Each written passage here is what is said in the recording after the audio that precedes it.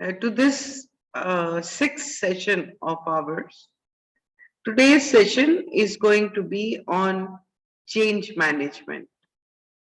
So, what does change mean to you?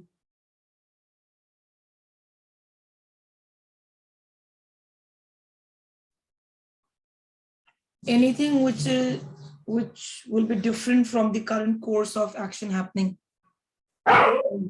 Okay. So, um, okay. So, what is changing for you, which is not the same as uh, your status quo? Well, I think everyone can score really high in answering this question, at least everyone who has been working, because the changes that we have witnessed in the last 1 year, 7-8 months, we have not witnessed that much changes in our entire career. So everything has changed. The way we have been working, the way we have been delivering our numbers, scores, or the work that we need to do, everything changed. In fact, the way I'm studying right now has changed. So everything has changed. Right. So, and how have you felt about the change? I have never liked this online thing. Okay. Yeah. So, why have you not liked? I feel that in online, when there's someone with you in a typical classroom setup or in a typical room setup, the chances of the person staying attentive to the topic, better monitoring of everything. So I'm talking of studying right now. If I move back to a work environment, so when I'm interacting with my team, when I'm explaining something, or maybe I need to understand from them, everything is a lot better when it is in person compared to online. So I personally feel that the efficiency gets affected a lot when it is not in-person interaction. So these are the stuff that one needs to fight and resist, especially in a online kind of setup, be it work from home or be it study from home. We need to fight all those, and then stay focused, which usually does not happen in in-person interactions, or less, at least, for sure. Right. So, these are the reasons why you don't like to change. And what is the good part about the change? Well, for again, everything I'm speaking here, ma'am and others here, it's just from my own personal experience. I do not know if there's anything ever good about change or not. I think the only thing which becomes good for a person is that if something is changing, you adapt yourself to it. Only then it is good. Otherwise, it will not be good. I mean, I do not know if I would like to understand or see a change as good or bad. I would like to just think of it like if there's a change coming my way, I got to adapt to it. And how do I adapt? Just, I got to unlearn something, learn something new, get new skills, forget some old skills which are probably obsolete. The market does not even need it anymore, or maybe my company does not need it anymore. So that's how change will be good for you. Like I would like to share one little example here. May I? Please, welcome. Okay.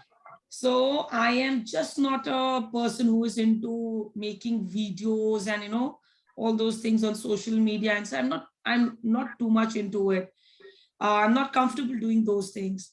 However, in this last 1.5 years, and especially in the first part of 2020, when it was entire lockdown from March till December 2020, and since I'm from the training department, so I had to make digital content. So it was no longer just, typing and giving those handouts. It was, I have to make a video. And first it started with like, I had to speak and the camera would be facing me and I had to speak like an entire script. So I took not less than 2 hours to record a video of 2 minutes because there was so much of, somewhere my eyes would roll up somewhere, or I just stammer somewhere, all of those things. And then I was asked to make videos with animation, with music in the background. I almost felt like some shadi ka video maker.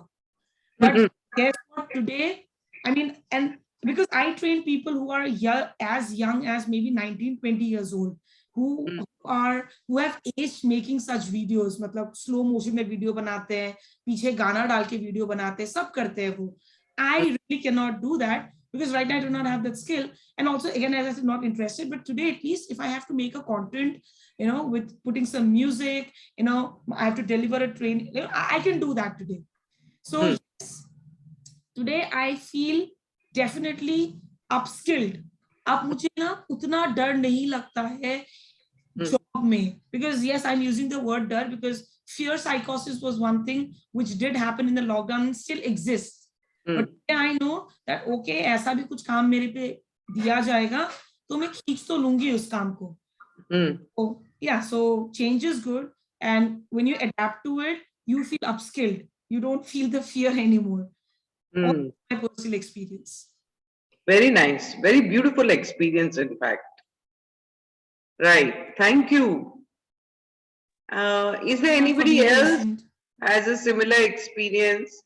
What do you want to say about change and you?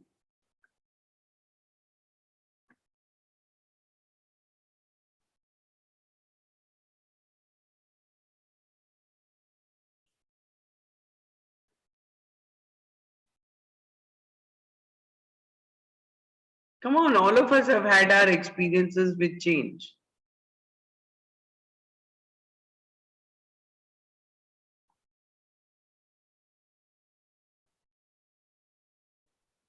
Yeah, ma'am. Sonal here. Hi, Sonal. Hi, ma'am.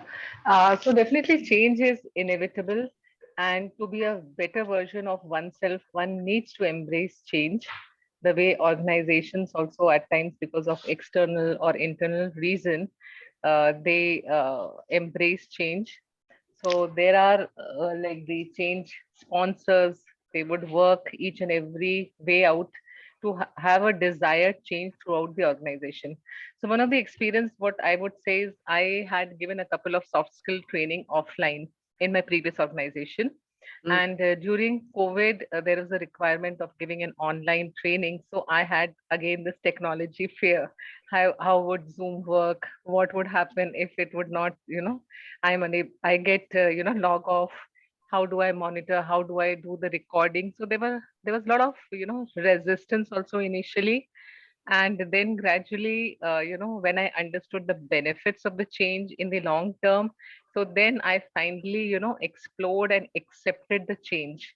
So this is my short journey I had put in, how I embrace change. And then I had the psychological security. Yes, it is good. And it will have better benefits than what I was in the times. Very nice. Wonderful. Right.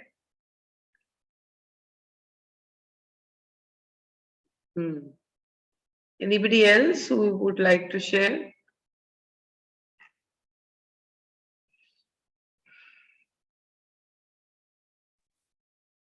Good afternoon, ma'am. This is Dhananjay here.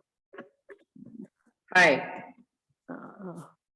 Ma'am, the lockdown time has been really good for me in the sense that I had time to do a lot of learning in my place of work, in my field of work, I would say, not my place of work, because anyhow we were I'm in the hospitality industry.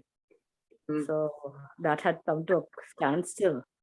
Mm. But the change gave me a lot of time to actually experiment with what I would have actually liked to do. Mm.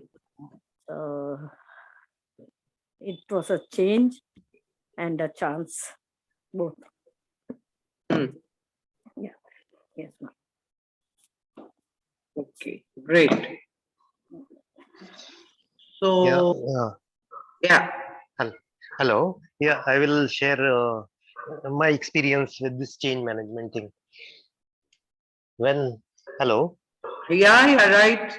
yeah, when we started this pandemic, and I belong to pharma sector, and I look after the marketing function. Obviously, the first month, April, was very pretty.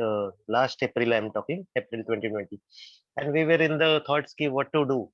But April, in between, we had all these conversations over Zoom and Microsoft Team earlier. Then we realized uh, we have after discussion with the field people also who were standstill. They could not do much, and there was a lot of threat going on. And what we said, chalo, let us adopt digital way. But in Mm. pharma, digital was hardly anything known. What digital they know is just putting anything on WhatsApp. That is digital for them. So, so we started with this all reminder, WhatsApp reminder cards and all those things. But the doctors were ignoring over a period of time. They said, "Don't send me all those things." Mm. Then we adopted uh, something a reason for social cause, showing them कि we are ahead of we are here to help all of the human mankind and all with stay safe. Some campaign we launched, but Mm. that also over a period of time everybody started doing, all the competitors. So Mm. we have to change. Then we said what we will do. Mm. So as a marketeer, I said with a very little common sense which I applied, and said why not focus on those brands which are currently prescribed by the doctors, because most of the doctors have stopped prescribing regular brands. They are Mm. only focusing on corona, and everywhere corona they are managing. Even the inpatient admissions and all those planned surgeries, those are all at hold. So why Mm. not we also do the same? What is selling in the market? Let us focus on that. So I adopted a strategy. Let us focus on picked some 2 or 3 products. Got some references of China. Chinese, they have Chinese were ahead of us in conducting those studies related to certain molecules in COVID. I said, Mm. let us share those experiences. Meanwhile, there was some Bangladeshi doctor study came with a molecule called doxycycline, which was already there in India. There is another molecule called ulinastatin that was also there in India, and Chinese studies on ulinastatin were very good. So we spoke to certain doctors, and I gave the strategy to people that you go and talk to your doctors about these molecules. Then there was some hopes we got. Some doctors gave a positive response for Mm. those molecules Mm. because our talk was based on certain evidences. So there was something positive sign. Then we went ahead to educate our field force on those molecules and the studies. We empowered them. Then managed a campaign with the doctors to conduct awareness webinar among the doctors zone wise. So that also helped us somewhere. And then there was a demand and supply crunch I had to meet, because organization was not ready for meeting this sudden demand. So I Mm. had to prepare my internal distribution, supply. Even my top management totally ridiculed me. How you can say ulinastatin you want 50,000 units suddenly in 1 month? Your entire last year sale is not even 30,000 units. Entire sale in 1 month you are asking 50,000. I said, yeah, this is what the real picture, and we are projected for this. Huh. So first month instead of 50,000, my with lot of struggles, I could gather only 30,000 units of that with Huh. lot of you and Cray.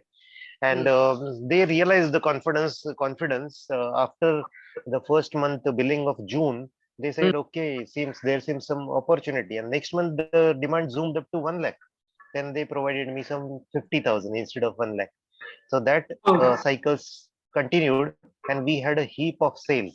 But in this process, I have to change my field in a positive way, slowly taking them, realizing them, what is working, and then transactional model. Because all those science and everything is fine, but then all these companies were quite in hurry to achieve their numbers. So we adopted, slowly shifted to transactional model, which is give and take more of. So we had to strike a deal Mm. with doctors directly, and we cut down on the scientific expenses and CMEs, all those expenses. We obviously those were not happening. So obviously those shifts we Mm. made. As a marketer, I did this change management internally, and Mm. somewhere these fetched us good results in the long run. Over throughout the pandemic, we did a good job with our company doing one brand of almost 100 crores, one new launch brand, and existing portfolio almost the normal sales of the normal sales. We did around 4 times the sales. We were doing 4 crores. We started doing 14, 15 crores per Mm. month during the pandemic. And with the exist new product addition that was added another 10 to 12 crores. So Mm. that really give a boost to the company, people's morale field in the field, that also increased with the success. And we adapted to the change in that way by changing our strategy and somewhere our outlook and our thought process. Such a beautiful example all of you have been giving. Yeah. Anyone else?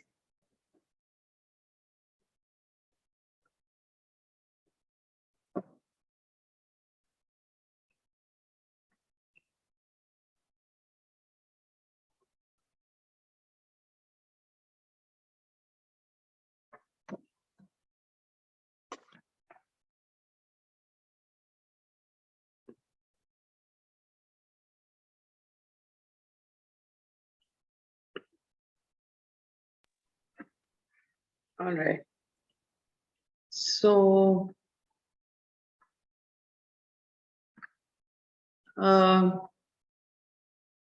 one thing is clear, that change is the only constant thing. And I made this conceptualization as all of you were sharing the process of change that you went through. The first thing is that life is changing, and the only thing that is constant is change. We have no choice but to change, but to adapt to change. We will, and organizational change happens with individual change. Change is greeted with resistance. In all your stories, you spoke about being at a loss, where status quo was shaken, there was inner resistance, but then you conquered that resistance, went through the phase of awkwardness, and finally you had cheers, feeling of cheers, and you felt that, well, you have shifted, whether it's learning a new skill, whether it's profitability for the organization, whether it is creativity, um, whether it is a spirit of not giving up. Now, change happens when the desire for change is more than the resistance for change. And desire for change gets this DVF formula is dissatisfaction with status quo. So sometimes change is just thrust upon us. When you have a vision for change and you have planned your first steps, that is when change can happen. And we had done Kurt Lewin's forces that drive change. And what we saw was that there are internal and external forces which resist change. Then, during the change process, we need to plan carefully, have effective communication, and encourage involvement of individuals. I think the last story brought out all these elements. And transition, of course, is not easy. I mean, I still remember that as systems changed when I was working, how much, there was resistance to move out of comfort zone. ऐसे तो होता ही नहीं था. And then there is misunderstanding, inadequate information, low tolerance for change, and different assessment of the situation and solutions. So, resistance to change, a degree of resistance is normal since change is disruptive, stressful. A degree of skepticism can be healthy, especially where there are weaknesses in the proposed changes. However, resistance will also slowly go away when you address all these issues. Now, this is a very important diagram for change. This is a very beautiful book. If you can read it, it is William Bridges' book, which is called Transitions. And what he talks of is the 3 stages of change. The first stage of change is when something is ending.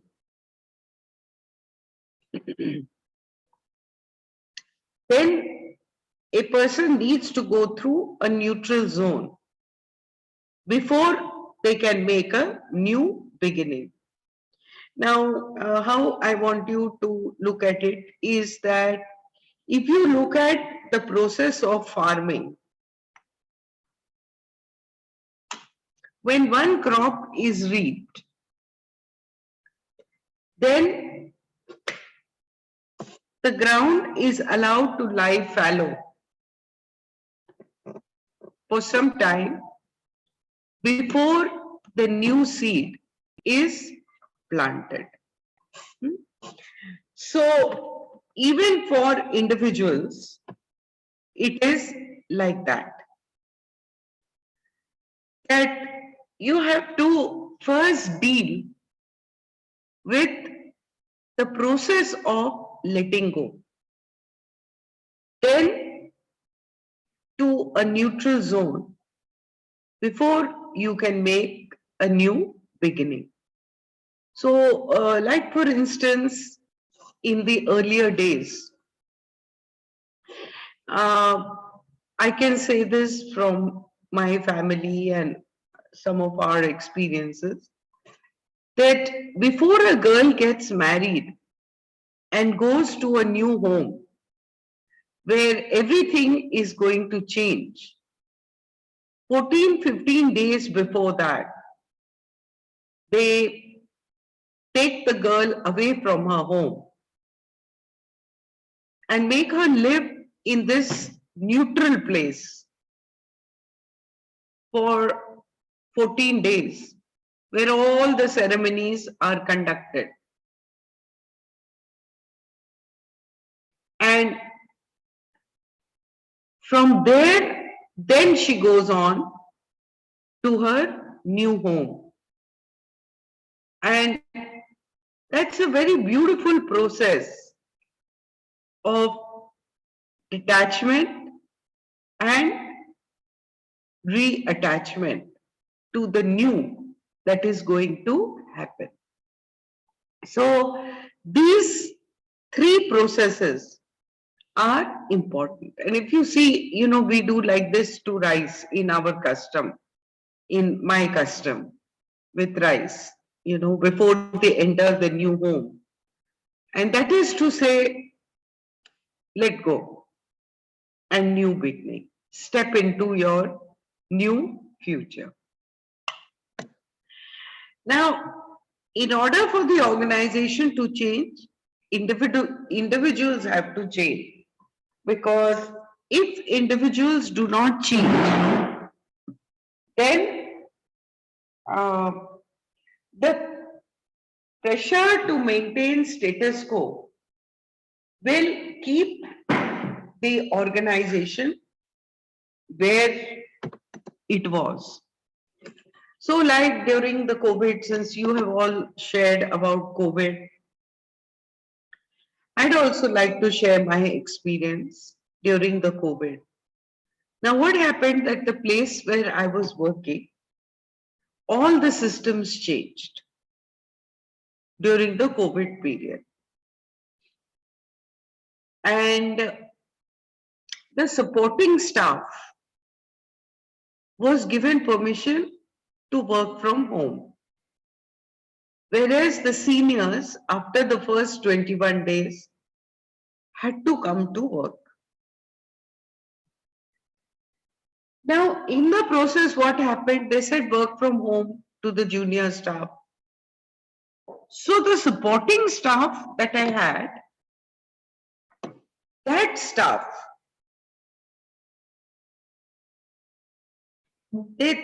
whenever I would ask for any support, they would tell me, ma'am, the company has not provided us with a computer, has not provided us with any means by which we can work from home, and therefore we cannot do this work for you. Fair enough. They were poor enough that we could not expect them to own a laptop. At best, the laptop that may have been there in their home was that which belonged to their children. And their children were busy with their private sector jobs from 8 in the morning till 12 at night. So, while the rest of the staff had a gala time, I had no choice other than to change, adapt to the change, and quickly learn all the processes. And in that 1.5 years, when they were not coming or coming intermittently, everything had changed. And the only person who knew about this change was Rekha. And when I would try to educate them after they came back, they said, नहीं ऐसा तो होता ही नहीं है, ये हमारा तो system ही नहीं है, हमारा तो ये ही नहीं है, हमारा तो वो ही नहीं है. And they wouldn't learn. And somehow, intuitively, 2 months before I left, I just felt it in my gut that I'm going to leave. And I told them that either you do it, you learn the new process, because now this is going to be the new norm, or I am going to go anyway. But this organization will make demands of you for which you will not be able to survive. So learn it while I'm here. So there was some resistance, some this, some that, they didn't learn. In the end, I ended up doing the work, ended up raising my blood pressure, ended up ruining my eye, and then I finally had to leave. Now what has happened? I'm not there. So who has to do the work? They have to do it anyway. They have no choice. And so every other day I keep getting phone calls, ma'am, ye kaise karna hai, ma'am, wo kaise karna hai, ma'am, ye kya hai, ma'am, wo hai. So that is why I write this sentence over here, that organizational change happens when individuals change, and change is greeted with resistance, but we have no choice but to adapt to change. Yeah. So let's remember that we quickly acknowledge feelings of our resistance, get in touch with why am I resisting? What am I resisting?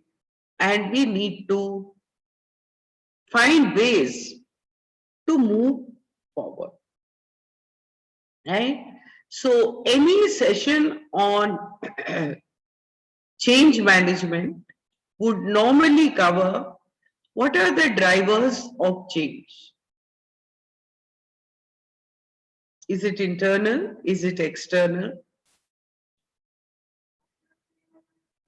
What is the change adept organization? What are the types of change? What are the dimensions of change? Is the change leader driven? Is it process driven? Is it improvement driven? Or is it an overall organizational renewal?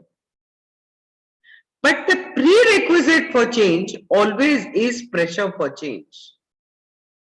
A clear shared vision, capacity for change, and actionable first steps. Resistance to change is why change doesn't work. Is reasons for resistance are sometimes that it's not well communicated, the benefits are not well communicated. People feel scared to do something which they have not done before. And that can be helped by tolerating mistakes by the senior.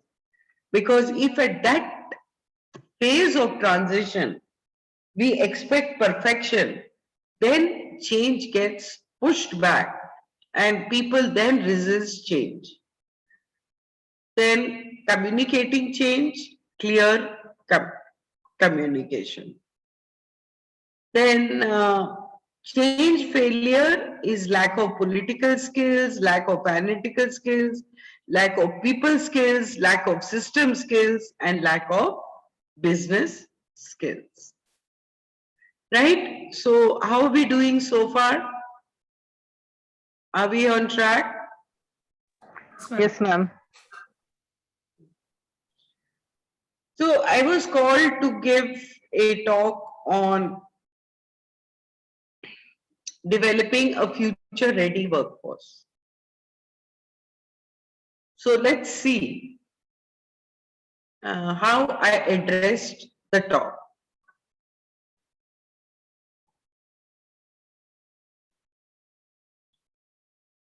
Change is the law of nature.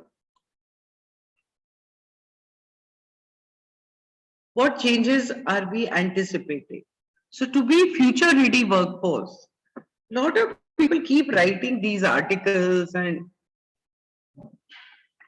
this is what the future ready workforce will require. And I keep thinking to myself that when will the future come? What does future mean to us? Future is what time span? Is it 5 years, 6 years from now? Is it 7 to 10 years?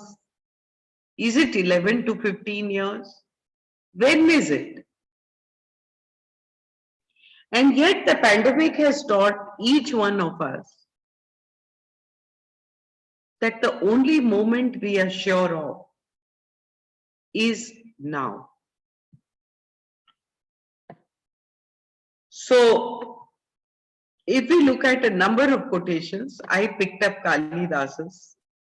He said, look to this day, for it is life, the very life of life. In its brief course lie all the realities and truth of existence. The joy of growth, the splendor of action, the glory of power. For yesterday is but a memory, and tomorrow is only a vision. But today, well lived, makes every yesterday a memory of happiness, and every tomorrow a vision of hope. Look well, therefore, to this day. So, when you look, let us look well to this day. What do we see? What will change in work? We need to be very clear about that and be clear that the future is here. The future is now. When we create good causes, then we control the effects that will come in the future, right? So, when everything is changing, technology, business, individuals, public policy, the rate of change in technology and business is the highest. And the rate of change in individuals is lower. So what does it mean? That adapting to change will not be smooth. No? So, therefore, we need to gear up as individuals in the here and now to keep adapting and to keep becoming flexible more and more. And when we look at work, we say work will change, workforce will change, and workplace will change. Now, then we need to analyze what changes need to be brought in the workers. That what job roles will become redundant. For instance, if I'm doing this for a manufacturing organization, so what will become redundant? A lot of processes will get robotized. And the people who are currently performing those roles, they become redundant. And in a unionized organization, can you really remove them from work? So we have to think now. But what are we going to upskill these people so that when this trend catches on, these people are not left jobless. And since they cannot be asked to leave the organization, we cannot be having a deadwood either. So the new skill requirements for these people, the new roles and the new skill requirements needs to be worked out now. And then we need to look at what are the favorable forces and unfavorable forces which will help us to happen, for this to happen. And then we need to look at what is the change in attitude, what is the change in the skill set required. And the whole question is, when will we start?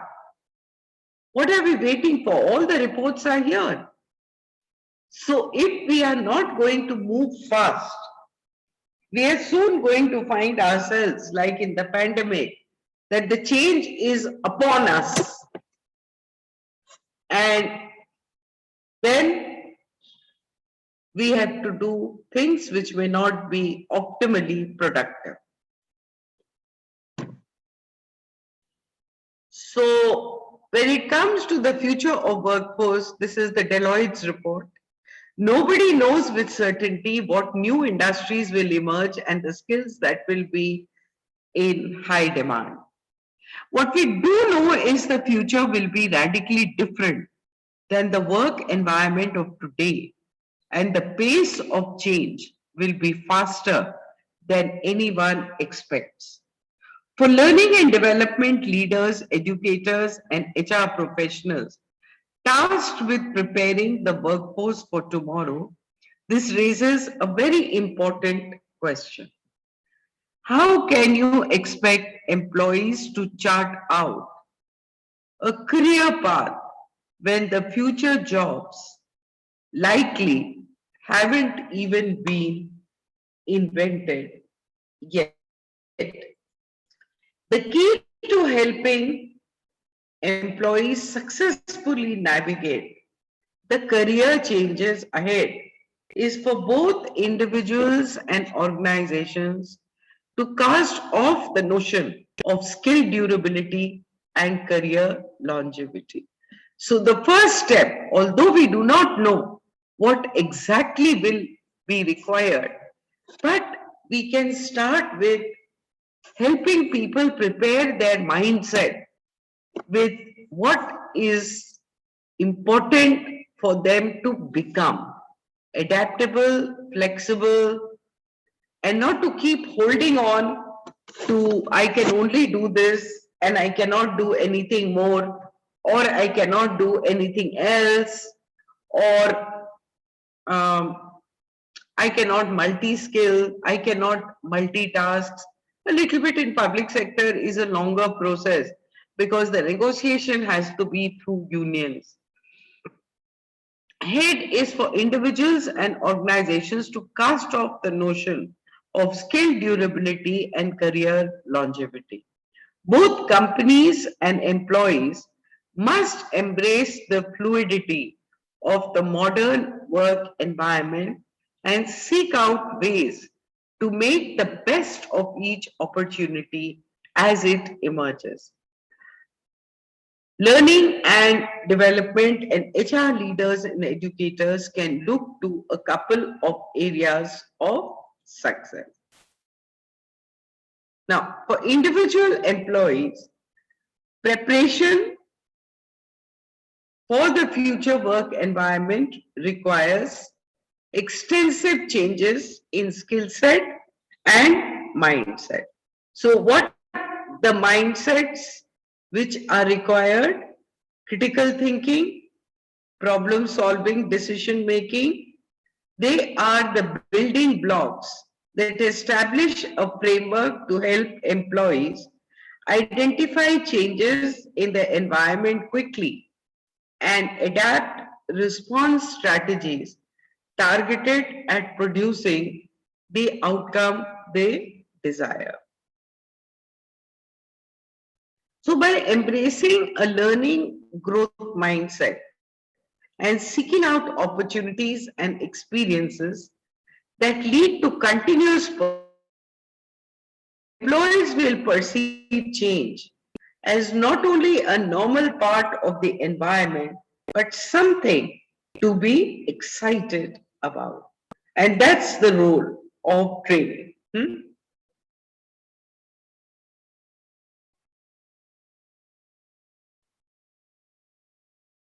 So, what is the model that John Cotter gave us, who was a professor at Harvard Business School? In his book, Leading Change, he gave an 8-step model. So let's look at this 8-step model. The first step is to establish a sense of urgency.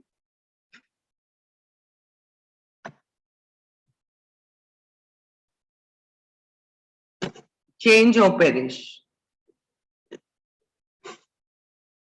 Then create a guiding coalition, which means that a group of people in the organization who buy the change and who guide the change.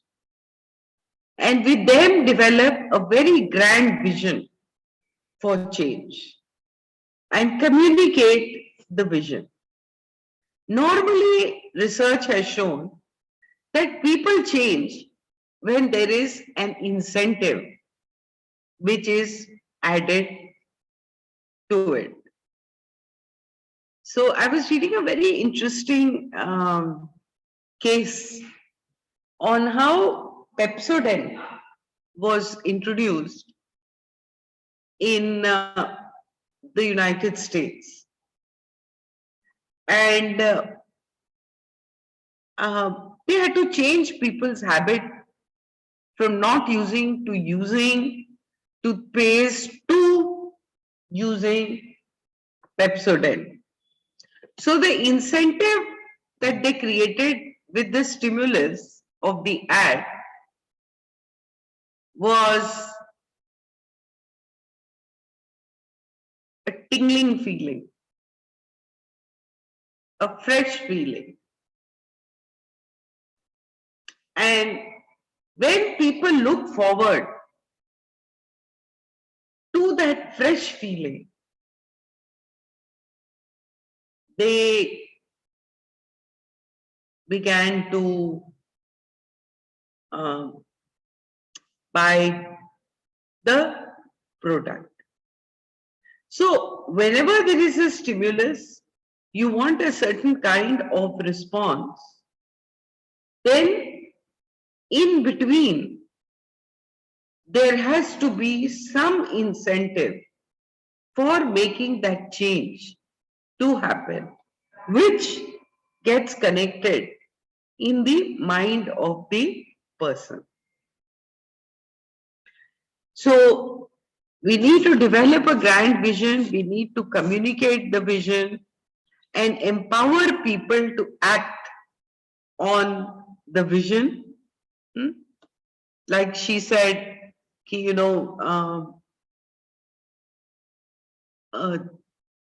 had to make videos, and the way I understood it was that she didn't know how to face the camera. So some amount of training is required on how to face the camera, how to talk into the mic, where to look, what to do to make the person comfortable. I remember where I was working, they came up with a very funny system. And it was, the organization didn't have money. So they decided on mobiles to make videos of all the faculty members. And then play those videos through a learning app. Now, no matter how much I would tell them, Zoom is there, why are you getting into this, roundabout method? It's taken them 2 years to discard that learning platform of theirs, where the faculty could never look at the participants. And all they did was to record videos on the mobile and play it. So initially, when I was to do my recording, I was petrified. And I am a process trainer. I pick up from what the group says, and then I bind it together with whatever the concept is. And I'm not a theoretical teacher. I can sit there and go on a one-sided conversation. So my first recording the director, she said, no, no, no, no.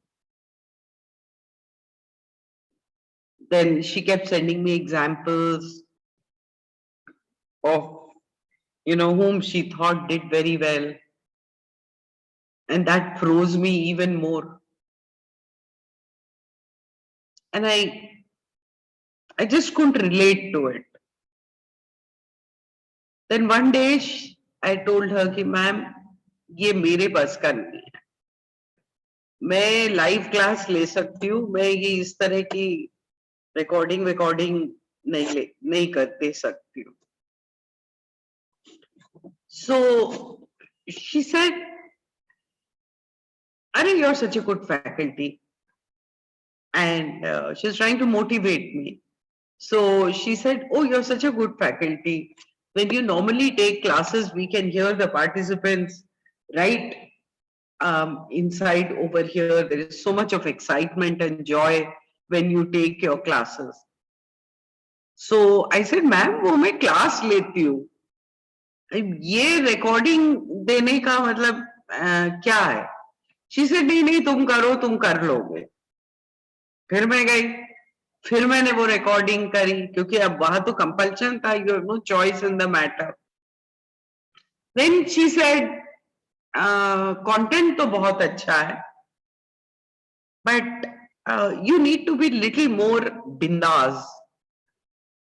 I said बिंदास, अभी कैमरे को देख देख के ही डर रही हूं, तो where can I be more bindaas? And then I don't know what happened. I think it must have been the gods above, who wanted to help me. When they did my recording on the phone, there was a guy who came to do it, and he sat in front of me. And somehow when I started speaking, he started listening to me. He started listening to me. He started responding to what I was saying, through body language. That's all, nothing else. And I felt as if I'm talking to him and not into a camera. And that recording went superb. And at the end of that 1.5 hours, he was so excited. And he went and told me, "अरे क्या है, ये है, वो है." So I said कि तुम बोल रहे हो, मैम को लगना चाहिए. तो he said, बस मुझे लग गया, मैम को भी लग जाएगा. And then she called me and she congratulated me.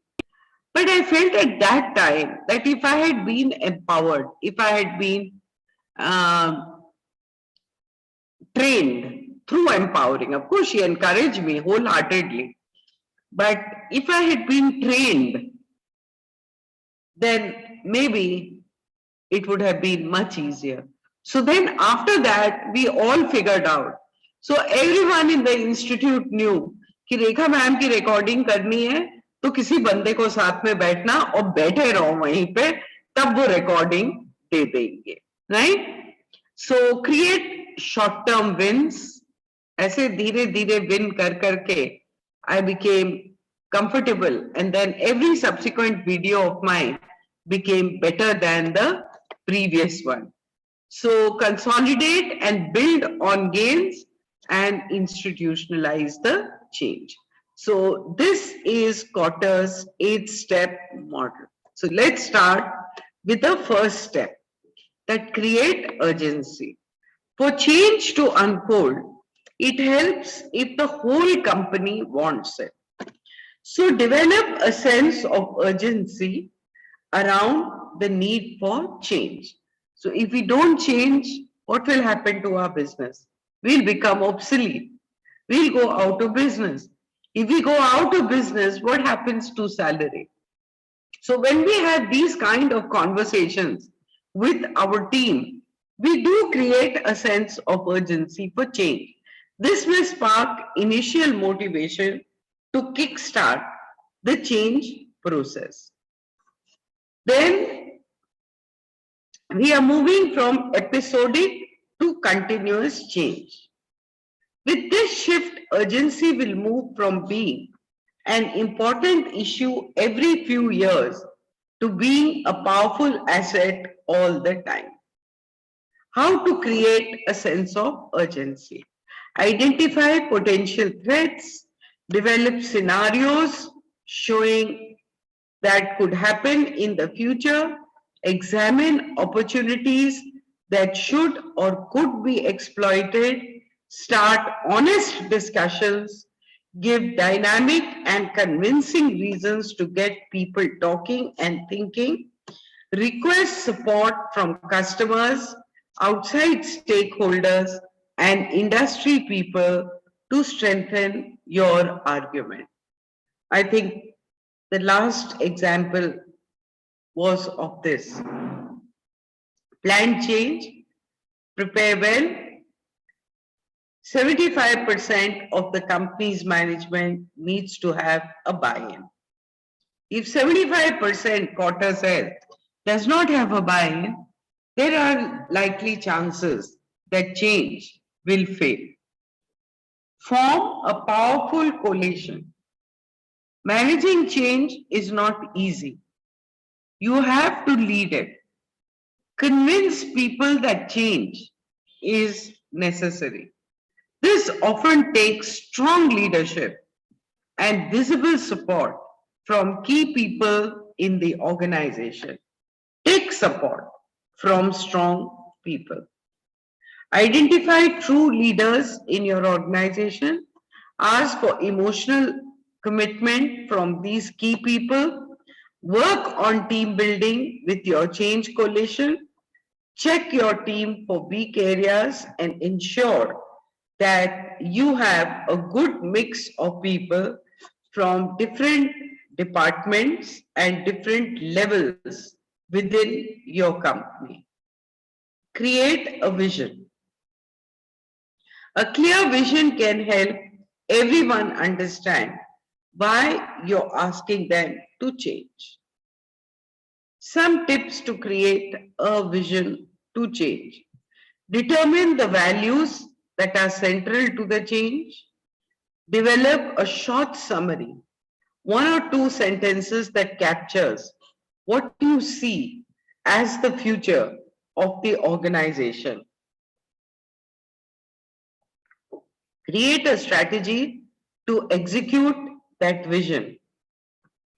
Ensure that your change coalition can describe the vision in 5 minutes or less.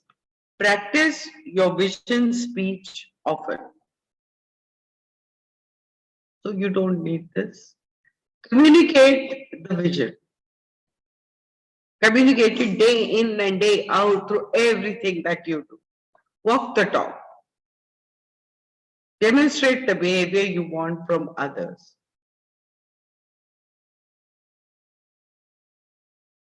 Right? You can read this.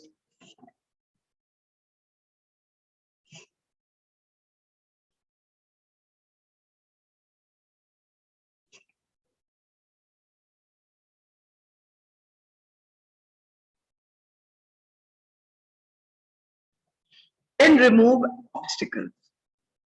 Put in place a structure for change and continuously check for barriers. Removing barriers is very important to move forward. So remove obstacles. Identify or hire change leaders whose main roles are to deliver the change. Look at your organization structure, job description, performance compensation systems to ensure they are in line with your vision. Recognize and reward people for making change happen. Identify people who are revisiting the change and help them see what's needed. Take action to quickly remove barriers.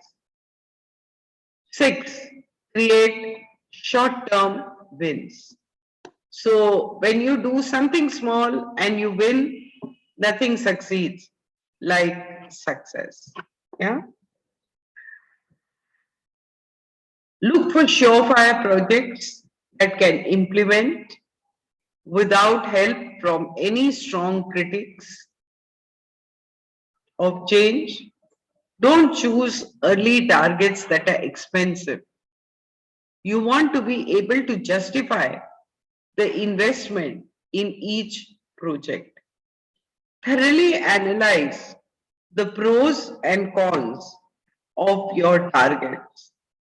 If you don't succeed with an early goal, it can hurt your change initiative. Like you also said, that when you began to see success, it became easy to move both for you and for the other people. Build on change. Many change projects fail because victory is declared too early. Real change runs deep. Quick wins are only the beginning of what needs to be done to achieve long term change.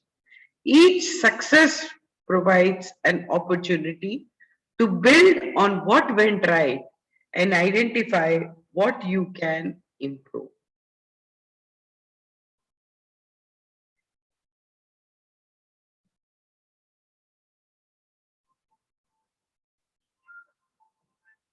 This is important for you. Can somebody read it?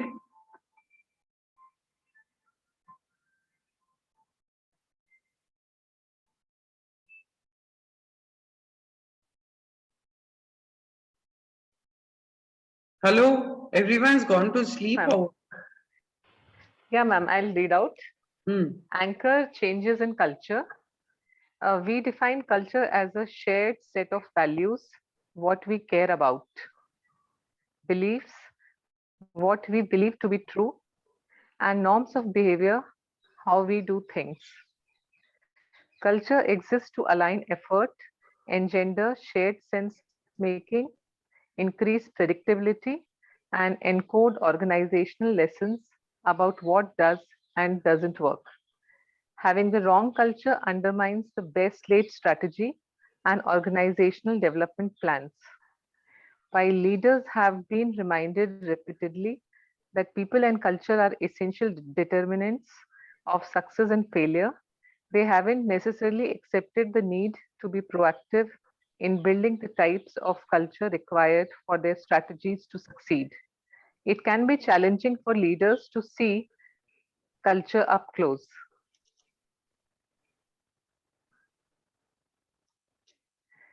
Do I need to read this, ma'am?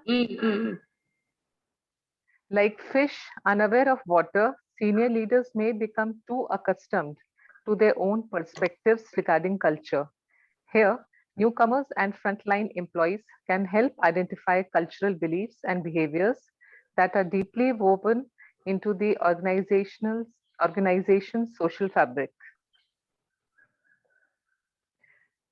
An adaptive culture provides a foundation for transformation.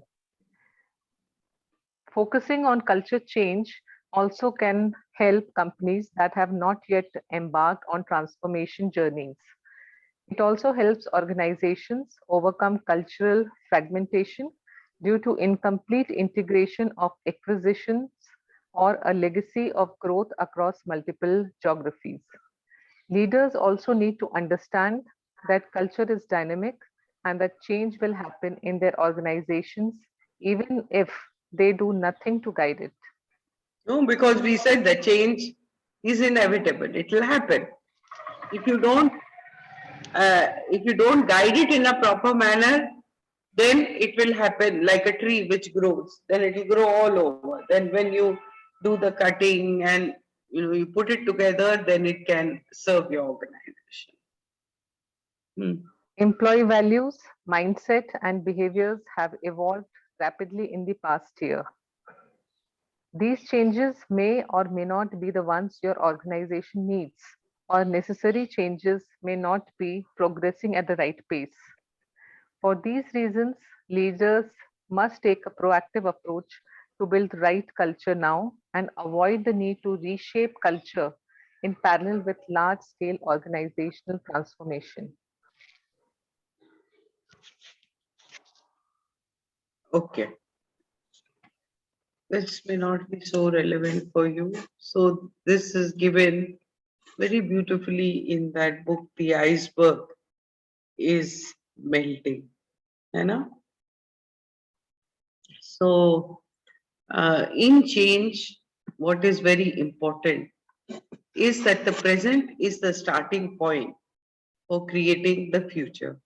So, 13th century sage wrote about change, Nischint Daishonin, that if you want to understand the causes that existed in the past, look at the results as they are manifested in the present. And if you want to understand what results will be manifested in the future, look at the causes in the present. So, therefore, it's important to treasure the present moment.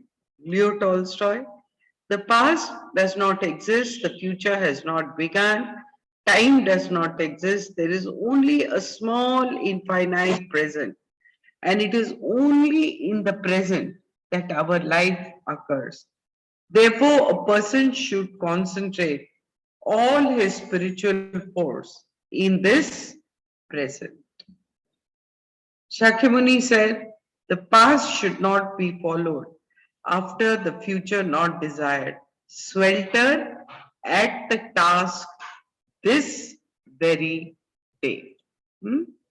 So that is about change management.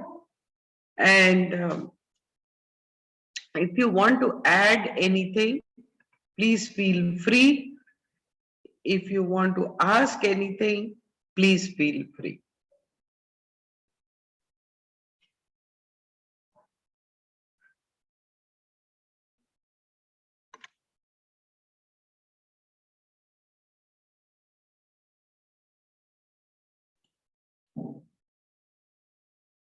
Looks like it was too one-sided, the class, no?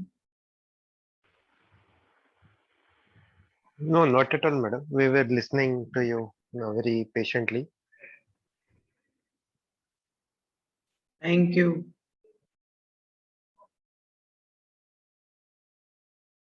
So if there is nothing, then should we call it a day or which way?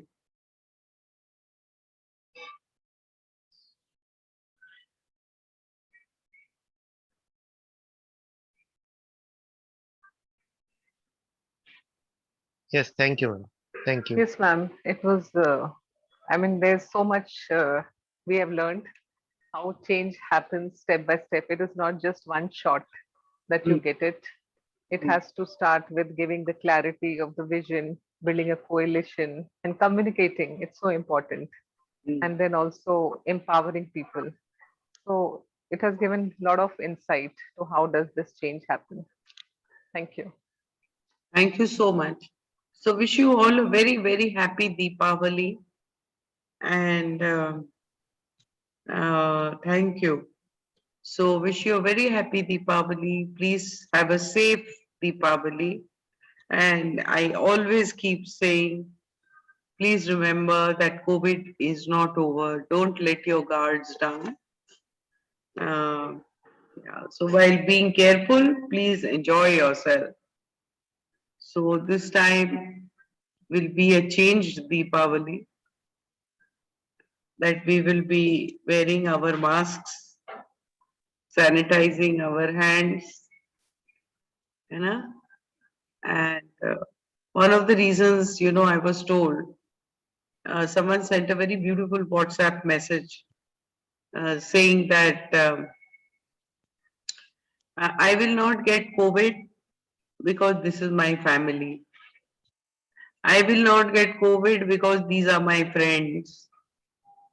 I will not get COVID because these are my close relatives.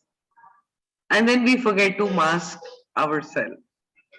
So please remember that uh,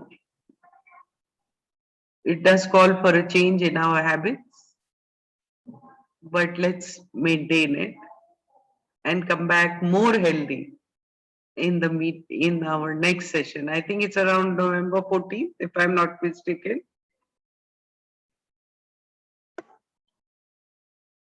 Okay, so anyway, that will come in the group chat, I guess. So, okay, good night. Bye. See you. Happy Deepavali to you also, ma'am. Thank you so much. So nice of you. Thank you.